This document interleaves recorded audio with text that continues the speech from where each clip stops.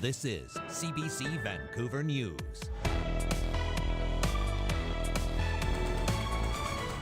I don't think that highway should have been opened for public transit at that point in time because it was just far too dangerous. Tonight on CBC Vancouver News, more questions continue to circulate around the fatal Christmas Eve bus crash.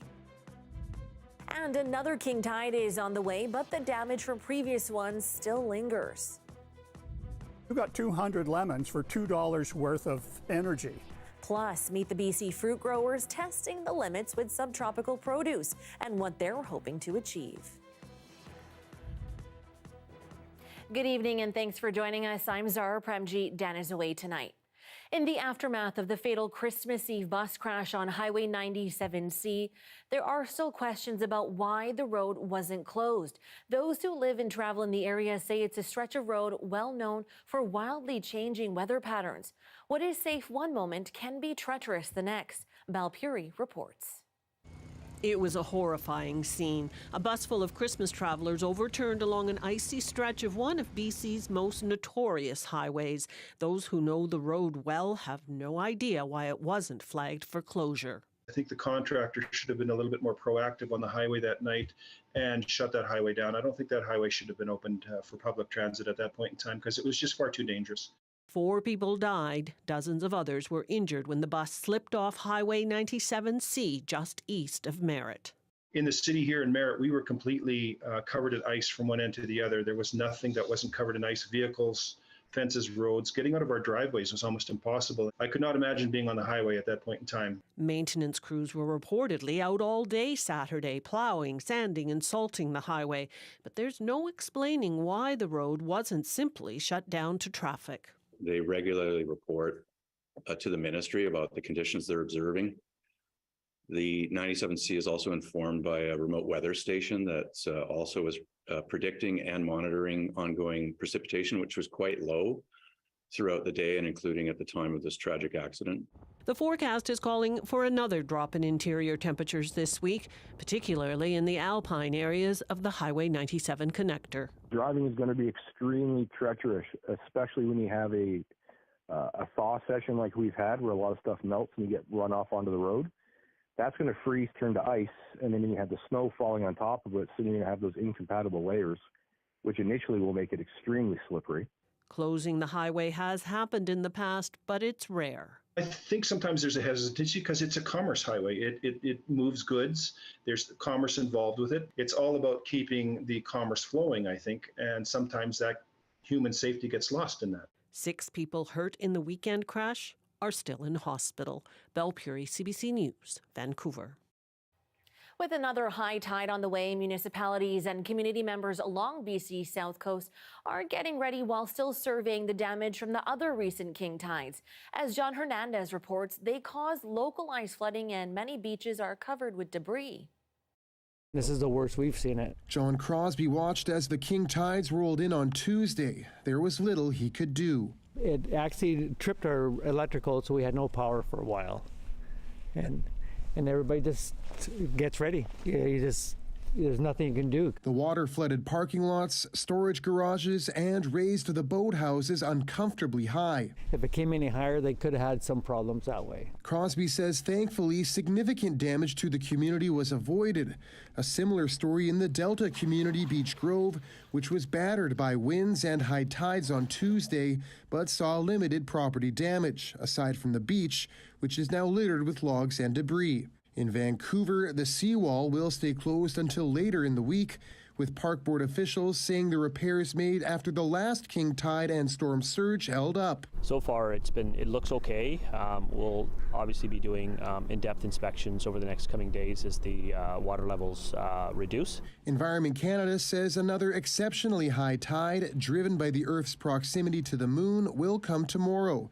And with rain also expected, residents are urged to watch for flooding. The threat from the peak is down. I think yesterday was the peak. We're going to see elevated tides at any rate, probably 30 to 40 centimeters over the next day or two. The warning also a reminder that in the future, these high tide events are expected to get worse. So with the background sea level rise, we would expect higher tides, higher king tides. a trend these vulnerable coastal communities will seemingly have to adapt to. We'll need to make some strides on how to improve the seawall and the shorelines. Cities and the government has to do something with the dredging out the river, and then also making the dike higher. Destruction is limited this time around, but these annual tides don't always play nice. John Hernandez, CBC News, Vancouver. A special avalanche warning has been issued for recreational backcountry users rather in the BC interior. The warning is in effect from now until the end of Monday. Dry and cold, and that's created a thin, weak snowpack across this large region. Until last week, we had this big, wet snowfall on top of it, and that's created heavy loading and a weak snowpack structure, and this really pattern of heavy, dense snow above weak snow underneath is what's causing the concern in these areas. The warning covers most of the Columbia Mountains, Glacier, and Mount Revelstoke National Parks and the Northern Rockies. Well, the Canadian Border Services Agency says a detainee in custody at an immigration holding center in Surrey has died. It happened Christmas Day. The agency says the detainee was found unresponsive and all efforts to revive him were unsuccessful. The family of the man has been contacted, but his identity is not being released. Surrey RCMP and BC Coroner Service are both investigating the circumstances surrounding the death. Well, a former BC massage therapist has been handed a 25-year ban from working because of sexual misconduct. Leonard Craighig has practiced in Penticton, White Rock, and Surrey, and is banned for unwanted sexual touching involving 6 patients. The College of Massage Therapists of BC describes this as, quote, one of the most serious cases of misconduct they've ever handled. The 51-year-old must also pay $100,000 in fines and costs. Throughout the disciplinary panel process, patients shared disturbing stories, and the panel felt it needed to send a strong message to the profession that sexual touching of patients will not be tolerated.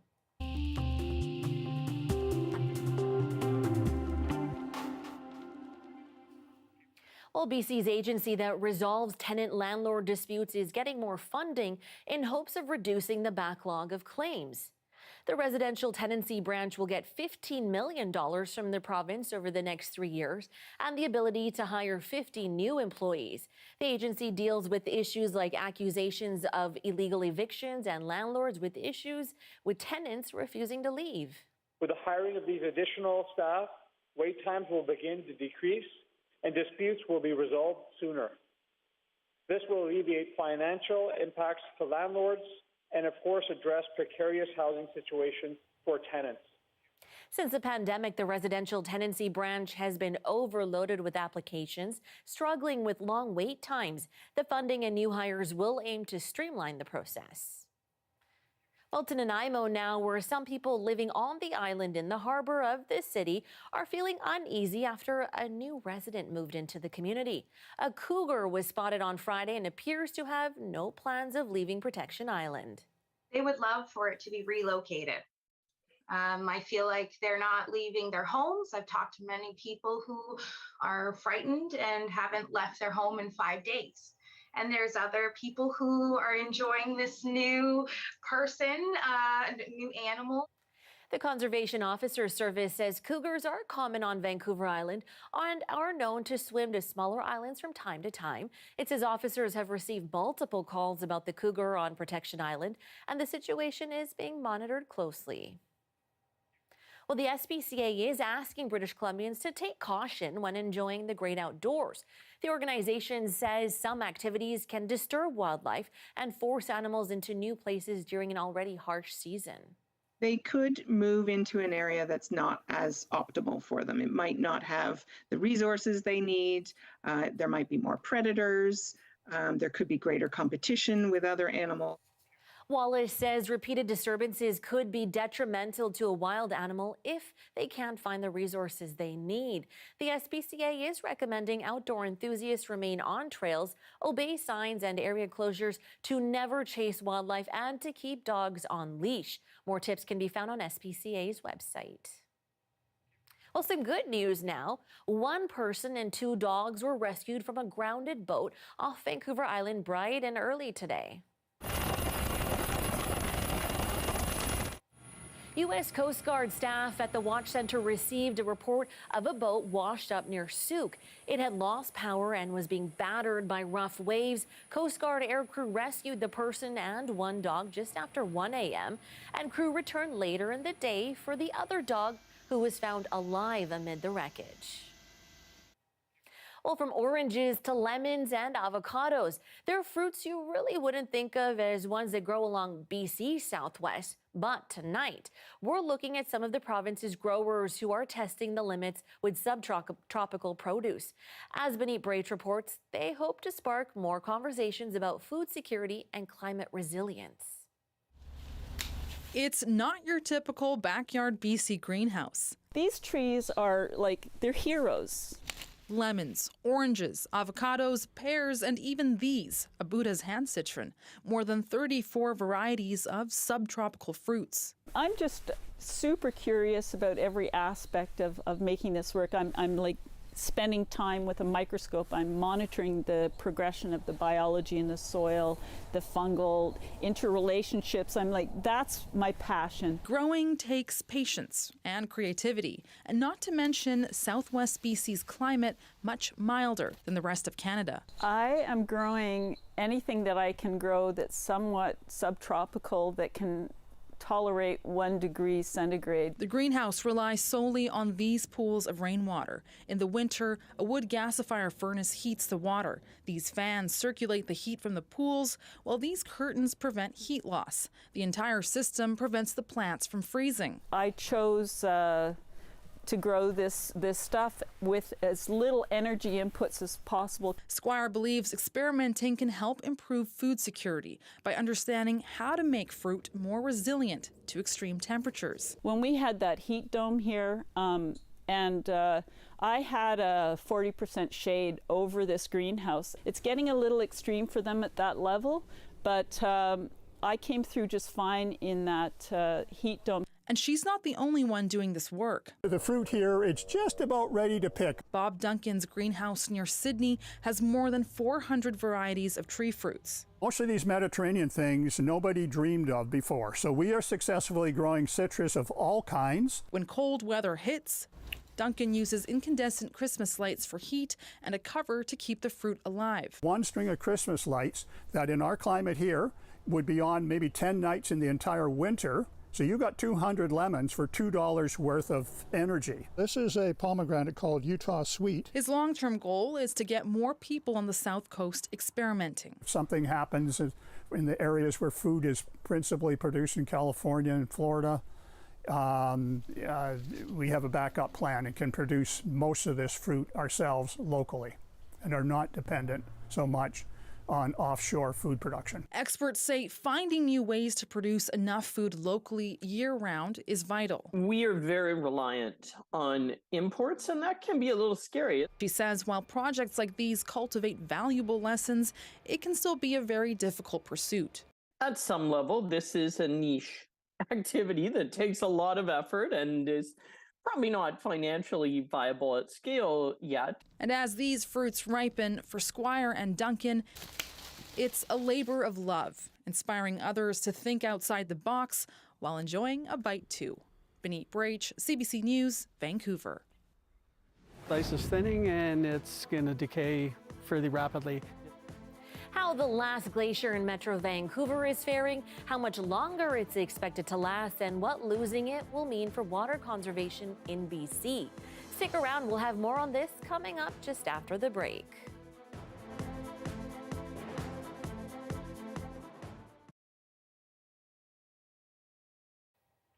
Thanks for sticking around during our commercial-free live stream. You may remember the military being on PEI after Fiona to help with the cleanup. We spoke to some of them earlier this fall, and they told us their memories of that time and the challenges they faced. That's what we do. We come in, we help as long as we need to help, and then we're on to the next task. If there's Islanders in need of help, or any other Canadians even off island, I definitely jump at the opportunity to help other people, if I can. Islanders helping Islanders. I love helping people, so that was my main goal. It doesn't matter how much uncomfortable we are, there's other people that are more in need, so we just go out and do that right away. that's part of why we joined the reserves, because we want to give back to the community, and for the reserves doing domestic operations like this is our bread and butter. This is what we train to do. So we just felt it was our responsibility. Well, we have a really good support system here on the island. I find people helping people out. We had really good communities here, and that everyone kind of came in together in the community to help my family and everybody else out whenever I was helping out.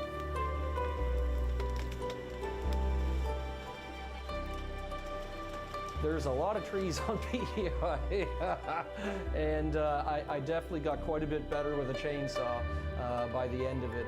I was deployed on Operation Lentis with the Prince Island Regiment, and for the most part, we did hurricane cleanup. We worked chainsaws, we moved debris, we did wellness checks. That's basically what we did. People were extremely happy to see us out and about, and we got lots of thank yous. There was people giving us free coffee, and it was great.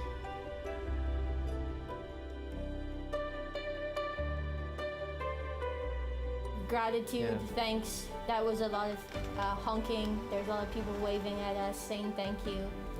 Just overall, like, gratitude was the number one thing. Well, we got tons and tons of thank yous, like countless amounts. It was good to see that the community was actually, they know what we're out here doing our work. So I'm doing my best, trying to help out the Islanders, get things and power restored as fast as possible, doing my part and serve our country. Wow, absolutely beautiful to see the camaraderie and coming together. Thank you to them. Gratitude being shared with them as well. Stick around, we'll have more coming up for you in just a moment.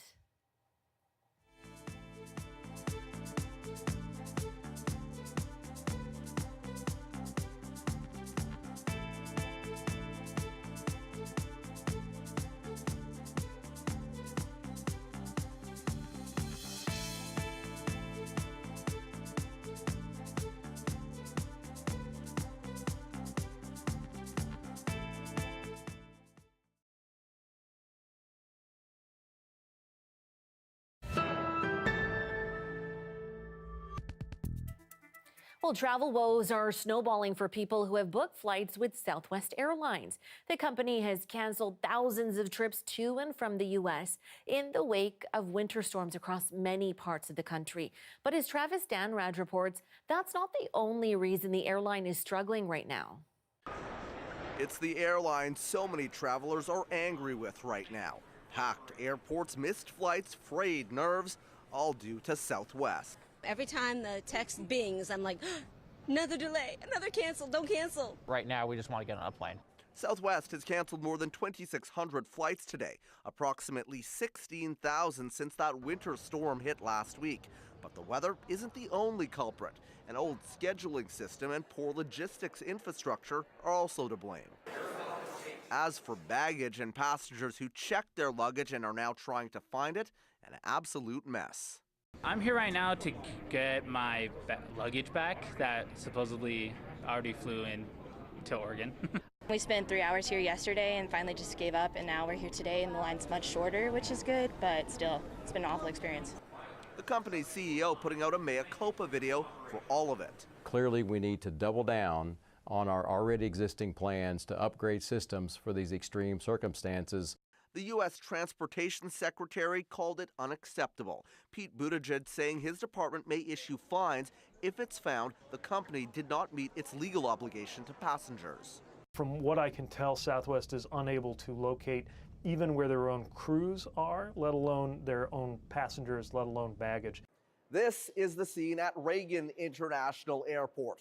More bags. On its website, Southwest says its vision is to be the most efficient and loved airline in the world. Across the United States tonight, you'd be hard-pressed to find many travelers that agree with that statement. Travis Danrad, CBC News, Washington. Well, of course, we're no stranger to everything happening with baggage and flights as well. Well, there was no shortage of climate-related events in 2022, one being the long summer we had that extended into October and led to droughts. Our very own Ali Patarge and Maggie McPherson trekked out to the last glacier in Metro Vancouver to find out how higher temperatures have affected the glacial melt. And it's also sending us warning signs about water conservation.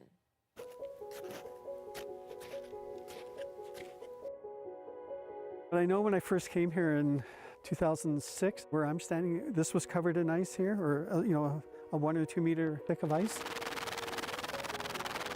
The Coquitlam Glacier is nestled on its deathbed. It's more than 1,400 meters high in elevation, far above the Coquitlam watershed. This glacier is the last one standing among a number that formed centuries ago in Metro Vancouver. Today, during the warmer seasons, the runoff provides about 2% of the water in the Coquitlam Reservoir. But that won't be the case for much longer. This ice is thinning and it's going to decay fairly rapidly. It's one of our best climate indicators of change. And I don't expect this glacier to last past 2050, really. We found the glacier glistening under 20-degree heat because of unusual summer-like conditions into October. From above, the warning signs are everywhere. The water levels visibly low, the cedars reddening, and a stripe of gray smoke stretching across the sky from the wildfire burning at Manning Park. Scientists are here to measure how fast the glacier is melting using LiDAR technology. Those markers were the edge of the snow. Okay, and that's how so much in it's 2 dropped, weeks it's dropped and receded that much. Wow. The ice has actually dropped 2 to even 5 meters in just 2 weeks. A lot of that is seasonal snow melt at the top of the glacier, but it's certainly struggling in these warm and dry conditions. Roughly 200 years ago, during the Little Ice Age, the glacier used to spread past where the point I'm standing to near the edge of that valley. And it used to be way higher, but now it's been reduced to running water during this time of year when it's not snowing. This is a heavier downstream flow than usual at this time of year, courtesy of the warmer weather. But much of this water will soak into the ground before making it to the rivers. And the water that does make it to the reservoir is not enough to replenish it. But it's something. And with these glaciers disappearing, that source of water is then gone.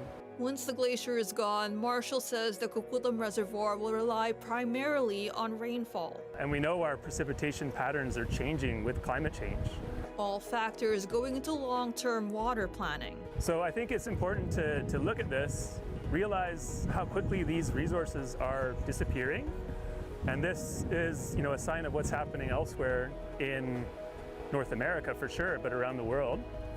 And think about how we can conserve our water, our drinking water, as we move into the future. It's an endangered species, right? And it's an iconic image of what's happening in the region. At this point, there's no stopping the Coquitlam Glacier's death spiral. What's left of it serves as a stark reminder of challenging times ahead, pushing humanity into uncharted waters. Ali Patarge, CBC News, Vancouver. Here's a live shot of Harbour Centre looking beautiful. Kuljeet will have your full forecast next.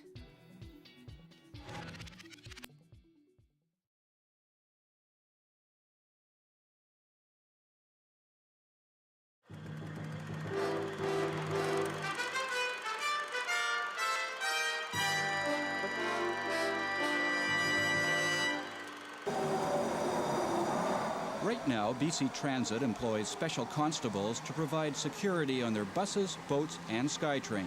But soon they'll have new powers and a new look. Pants are going to go with a red stripe, and we're going to have the same kind of Eisenhower jacket, but we're going to have brass buttons, and we'll have the shoulder flashes here, plus a collar dogs, and on the epaulets it'll have BC Transit Police. Ron Foyle, a former inspector with the Vancouver Police Department, will be in charge of the new force. The bus system, and in particular the SkyTrain system, is just an extension of the street, so what's on the street ends up on the system. And because of that, we have an obligation to our ridership and to our employees to afford them a certain amount of protection. Foyle says the transit system is safe, but there has been an increase of crime surrounding the SkyTrain line. We just charged a group of people in the Burnaby area with 47 counts of robbery. We have at 8th Street, and we understand there's a bit of drug dealing going on and that kind of thing. And people don't want to walk through that group of people, so we have to do something to try to at least protect our ridership. Foyle has so far hired 28 constables, all of them from other police forces.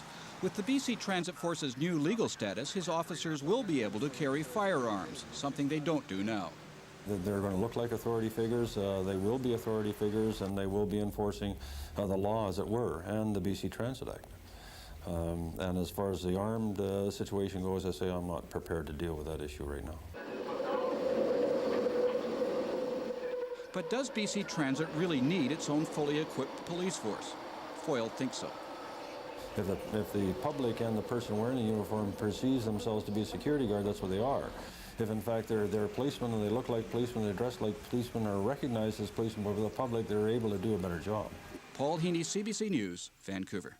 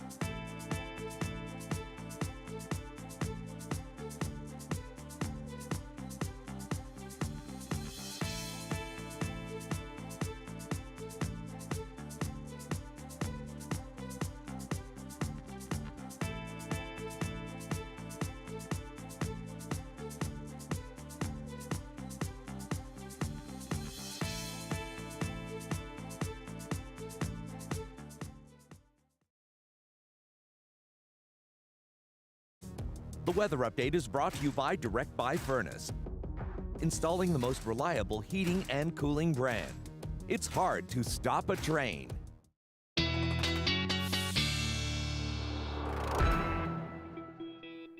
All right, everyone's favorite time of the night, checking in with weather specialist Kuljeet Kaila on the weather.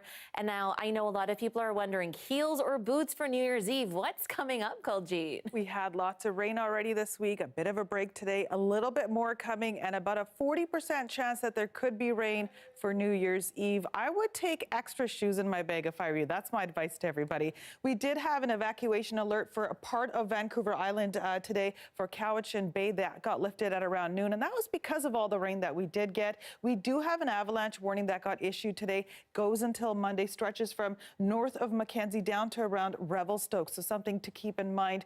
Still very unsettled conditions across the province. Rainfall will start on Thursday morning, early Thursday morning, take us into Friday and probably end early Saturday morning. And this is what we're going to get in terms of accumulation: 40 to 60 millimeters for higher elevations in Vancouver and in the Fraser Valley and up to Whistler as well. We'll break down the numbers for Thursday and Friday, and here are your totals. For Vancouver, the Tri-Cities getting a little bit more, and Abbotsford sitting at about 35 millimeters total by the end of the 2 days, and hopefully Saturday is going to be dry. For tomorrow across the province, we've got a wind warning in effect with winds up to 100 kilometers an hour over in Prince Rupert and rain in 4 degrees. For Williams Lake and Cranbrook, we have a 40% chance of snow. I'm going to predict that's not going to happen tomorrow, but -1, some sun for Williams Lake. Same situation for Cranbrook, and up to 4 centimeters of snow expected for Kelowna tomorrow. For us, the 7-day forecast rolls out like this: a couple of days of rain, hopefully a dry weekend, and then some more rain to start us off in the new year. Zahra? All right, so what you're telling me is keep the gumboots ready. It looks like a wet start to the new year. It could be. Thanks, Kuljeet. You're welcome. All right, that's your late news for tonight. Thanks so much for being with us during this in between the two holidays period. Now, before you let the head hit the pillow, I've got an idea for you. Head over to our website, cbc.ca/BC. Take one last scroll through what's making headlines. And hey, have a good night.